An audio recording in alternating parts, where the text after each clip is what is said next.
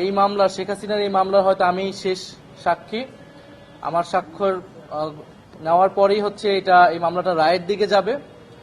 তবে শুধু এই একটি মামলাই নয়, এটা হয়তো রাজনৈতিকভাবে আমরা একটা ন্যায় বিচার পাবো, কিন্তু সারা দেশে যেই গণহত্যা এবং নির্যাতন, নিপীড়ন, গ্রেফতার, গুম খুন সংঘটিত হয়েছিল, তার কিন্তু আরো অনেক মামলা রয়েছে। ফলে এই বিচার প্রক্রিয়া কিন্তু একটা দীর্ঘ সময় ধরে আসলে চলবে তার প্রক্রিয়া অনুযায়ী।